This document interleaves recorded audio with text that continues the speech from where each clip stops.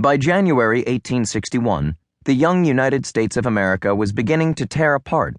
After the November 1860 election of Abraham Lincoln, whose Republican Party opposed the spread of slavery beyond the states where it already existed, Southern states economically dependent on what Southerners termed the peculiar institution of slavery were afraid that the balance of power in the Union would soon tip irrevocably in the favor of the industrial, free labor North.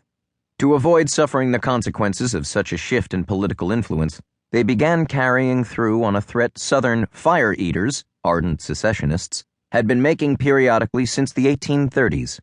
With South Carolina leading the way, by February 1st, Mississippi, Florida, Alabama, Georgia, Louisiana, and Texas had declared their ties to the United States null and void.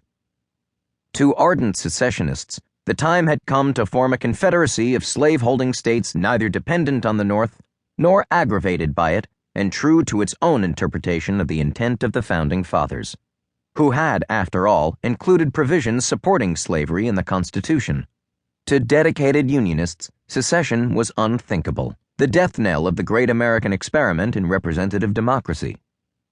On February 11th, two men, Jefferson Davis and Abraham Lincoln, embarked on journeys that marked the deepening fault line dividing the northern and southern regions of the United States.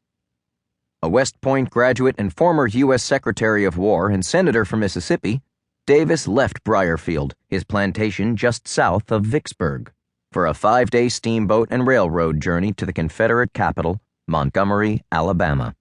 Although he had expected the delegates from 6 southern states meeting there to name him to a major post in the new government, Davis was far from jubilant when a messenger from Vicksburg had arrived 2 days earlier with the notification telegram. He was all too aware of the challenges confronting the Confederacy that he would be heading. Throughout the South, transportation, education, and communications systems, as well as business and industry, were all far less developed than in the North. Economically, the South leaned heavily on king cotton and the slave labor that planted and harvested that prize crop and performed much other manual and domestic labor.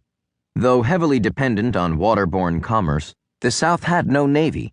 Most American shipbuilders were located in the North, thus most experienced merchant seamen were based there. "We are without machinery, without means, and threatened by a powerful opposition," Davis will write to his wife, Verena, on February 20th. The Confederate States of America would need the strength and resources of as many of the remaining 8 southern and border slave states as possible if it was to succeed as a separate political entity.